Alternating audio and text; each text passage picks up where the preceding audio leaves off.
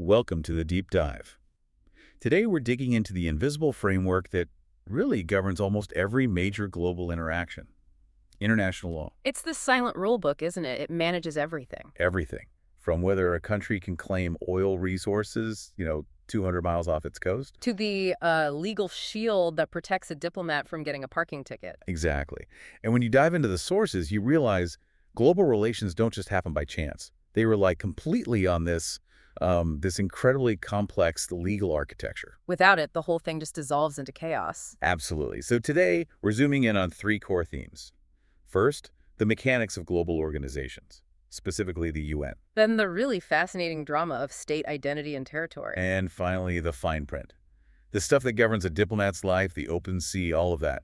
Our mission is to unpack the UN structure. Paying close attention to that huge power imbalance between the Security Council and the General Assembly. Right. Then we'll get into the legal acrobatics of state succession, and finally the practical realities of diplomatic immunity and maritime law, as defined by UNCLOS. Okay, let's unpack this. Let's start at the top. The operational heart of global security, the UN Security Council. Right. Under Chapter 7 of the UN Charter, this is the body with the primary responsibility for maintaining international peace and security. And its whole structure, its composition, is designed to reflect that power. It is. It's designed to ensure the world's major military and economic powers are always, bought in. It has 15 members total. 15. But 5 of those are permanent, the P5. China, France, Russia, the United Kingdom, and the United States. And they each hold that critical veto power. And the other 10? The other 10 are non-permanent members. They rotate. They get elected by the General Assembly for 2-year terms. But it's not a free-for-all, right? There's a geographical breakdown. A very strict one. Our sources detail it pretty clearly. Africa gets 3 seats. The Asia-Pacific bloc gets 2. Latin America and the Caribbean 2. Western Europe and other states gets 2, and Eastern Europe gets 1. And that allocation is, it's vital for understanding who gets a voice, even if it's just a temporary one. And the SE's power is just immense. The sources list actions from authorizing massive peacekeeping operations. Like the Gulf War in 1990-91. Right, all the way to imposing these comprehensive international sanctions and arms embargoes. And we shouldn't forget their unique judicial authority. Which is? Well, only the Security Council has the power to refer specific situations to the International Criminal Court. So they can trigger prosecutions for, like, genocide or crimes against humanity. Exactly. But all of that power, it all hinges on the voting procedure. The tripwire. You need 9 votes for a substantive decision to pass. But any one of those P5 members can use their veto. And just kill it. One country can unilaterally block the collective will of the other 14. What's fascinating here is the irony behind it. The veto was written in because, after World War II, the great powers demanded it. They needed an assurance the UN wouldn't take action against them. It was a practical necessity to even get them to join the club in the first place. Precisely. So the very mechanism that was designed to ensure commitment from the most powerful states is now the single biggest reason for gridlock when those same powers are involved in a conflict. It's a real philosophical problem. The tool for peace is often paralyzed by the self-interest of the nations meant to guarantee it.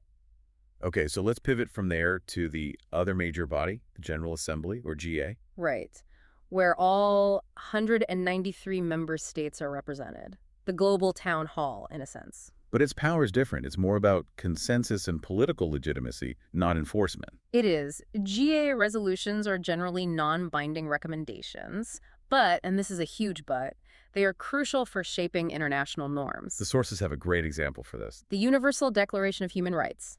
It started as a non-binding GA resolution. And now? Now its moral authority has fundamentally changed international politics. It's become the bedrock of human rights law. So they can't send in peacekeepers, but they can change what the world views as acceptable behavior. That's a perfect way to put it. And the GA does have some hard binding power over internal UN matters. Like the budget. Exactly. It approves the entire UN budget. And it elects the non-permanent Security Council members and the judges for the International Court of Justice. That budget authority is a huge, often overlooked source of power. Absolutely massive. Okay, so moving from the architects of global order to the building blocks themselves, states and territory.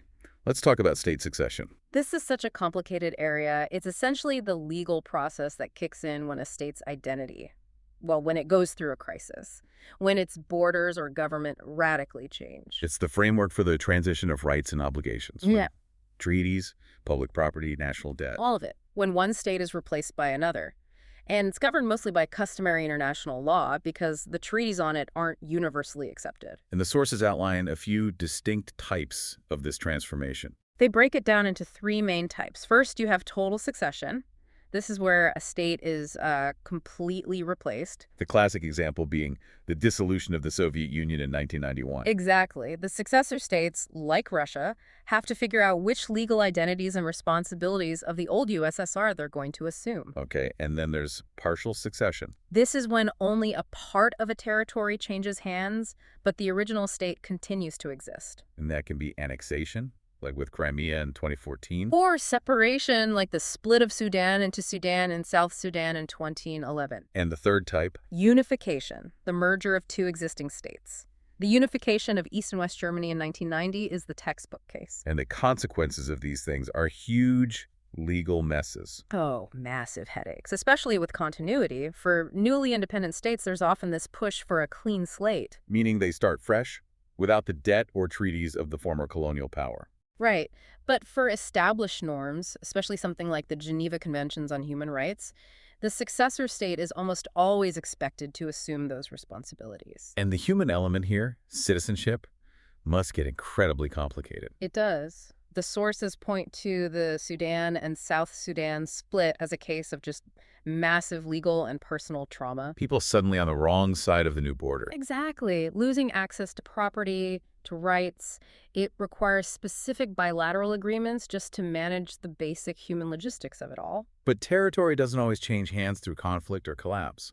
Let's talk about cession, the peaceful, voluntary transfer. Cession is, in a way, the ultimate expression of sovereignty, a voluntary transfer of territory through a formal, binding treaty. And the history books are full of these examples that really shaped the modern world map. I mean, this surprised me. It's not just minor border adjustment. No.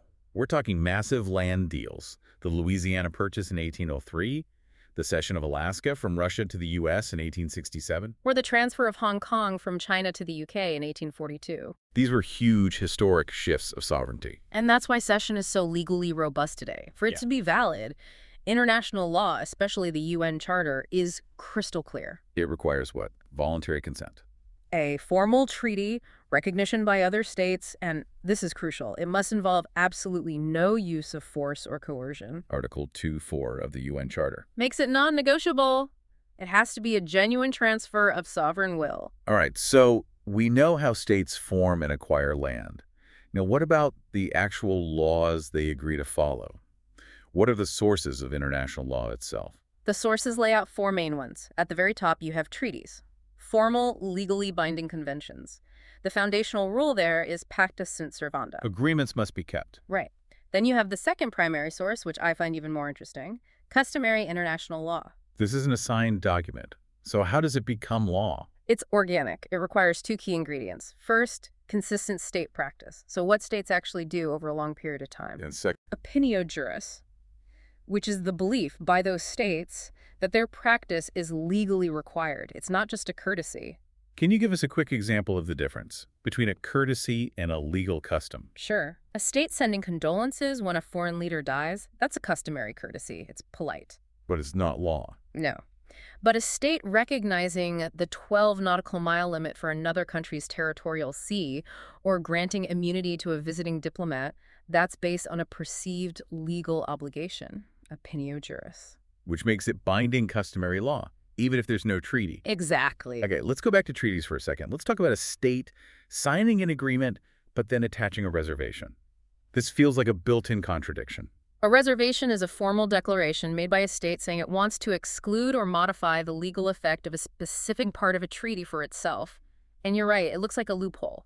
It raises a pretty important question. Yeah. Why even allow it? Why compromise the integrity of the document? It's a great question. And the answer is that the main goal of international law is to maximize participation. So it's better to have almost everyone on board with most of the rules than only a few countries on board with all of them. That's the logic. If one specific clause conflicts with a state's constitution, a reservation lets them join the broader framework rather than opting out entirely. The consensus is seen as more valuable. But that flexibility has to have limits. It does, especially in areas where consensus is non-negotiable. Reservations are severely restricted in treaties dealing with core human rights or humanitarian principles. Things considered just Cujans. Right, non-derogable norms. They protect all individuals, and states can't just, reserve their way out of fundamental obligations to humanity. Okay, now let's get to that legal shield we mentioned at the top, diplomatic immunity, codified in the Vienna Convention of 1961. This is the protection that makes a diplomat's person and their mission inviolable. The privileges are expensive, and they're designed purely to facilitate effective diplomacy, free from harassment by the host state.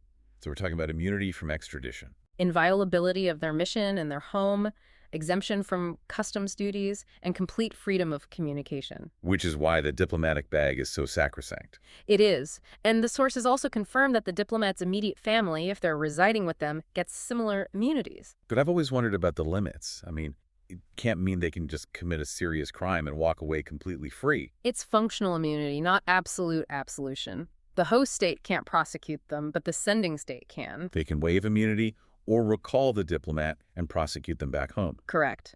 And more commonly, the sources note that diplomats are still subject to taxes for private business or personal activities that are not connected to their official duties.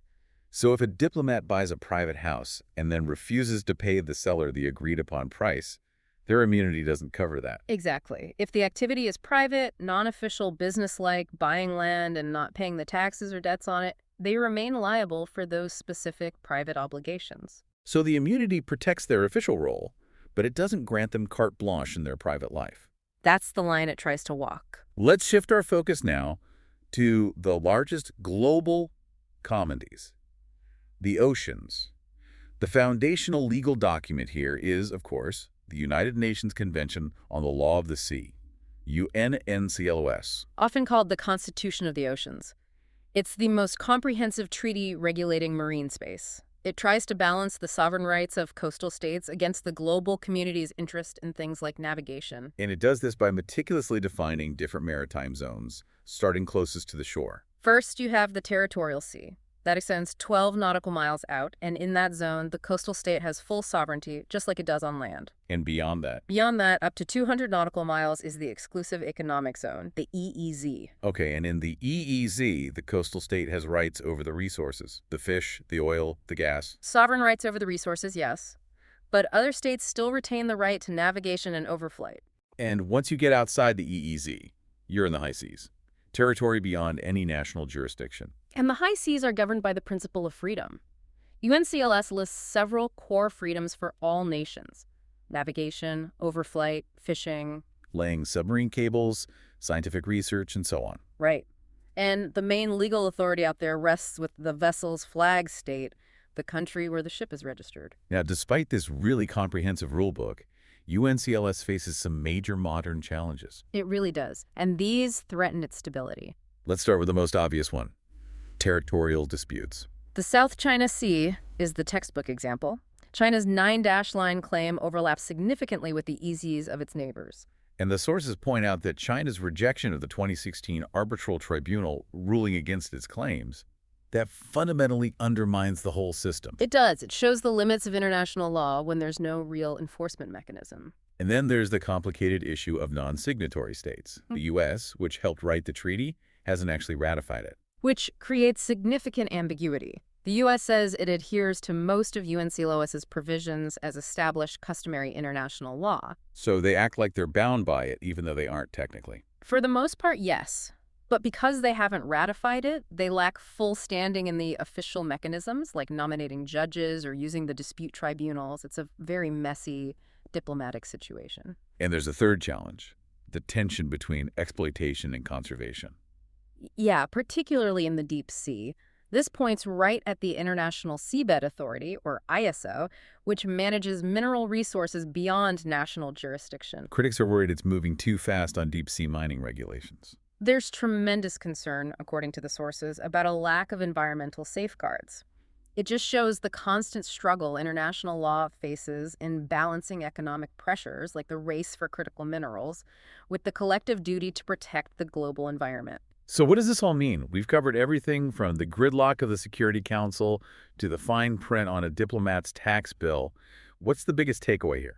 I think ultimately it's that international law is a system built less on, compulsory enforcement and much more on mutual consent and reciprocity. The goodwill of states. Absolutely. The source materials make it clear that the effectiveness of this entire framework relies on the voluntary willingness of states to play by the rules. There's no global police force backing up the ICJ. Instead, adherence is driven by political incentives, the desire for stability, the fear of losing legitimacy. The framework exists to reduce conflict by providing a rule book, not to eliminate conflict completely. And that reliance on goodwill, especially from the most powerful states, seems like the machine's most vulnerable point. Indeed. We noted how the Security Council is constantly hampered by the P5 veto when their interests are involved. So consider this. If the whole purpose of the UN is to maintain global peace, does the diplomatic necessity of granting absolute veto power to the five major powers ultimately guarantee or destabilize global security? It forces you to reflect on that fundamental tension between the absolute demand of state sovereignty and the need for collective security.